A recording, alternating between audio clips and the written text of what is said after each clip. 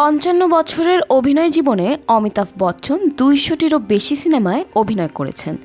দীর্ঘ এই পথ চলায় তার জীবনে একজন অবিচ্ছেদ্য সঙ্গী রয়েছেন, যার নাম দীপক সাবন্ত। অমিতাভের কর্মজীবনের প্রায় ৫ দশক ধরে তিনি ছিলেন অভিনেতার ছায়াসঙ্গী।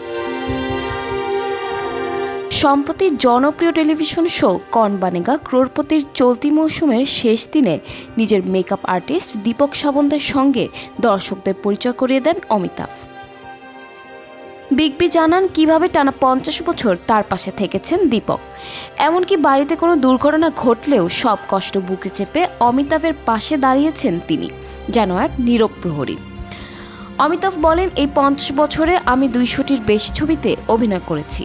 এমন এক দিনও হয়নি যেদিন আমার সঙ্গে দীপক ছিল না। পৃথিবীর যে প্রান্তেই আমি শুটিং করেছি, ঠিক সময় মতো সে সেখানে পৌঁছে গেছে। সবচেয়ে হৃদয়স্পর্শী ছিল দীপকের ব্যক্তিগত জীবনের এক দুঃসময় নিয়ে অমিতাভের কথা।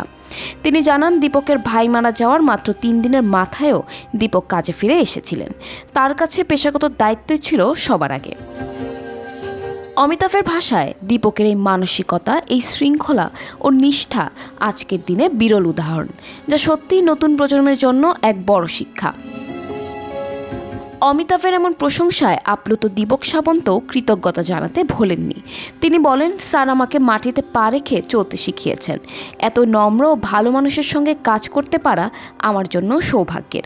দীপকের উপস্থিতি লক্ষ্য করা যায় অমিতাভ বচ্চনের বিভিন্ন শুটিং, অনুষ্ঠান, টিভি শো এবং চলচ্চিত্রেও।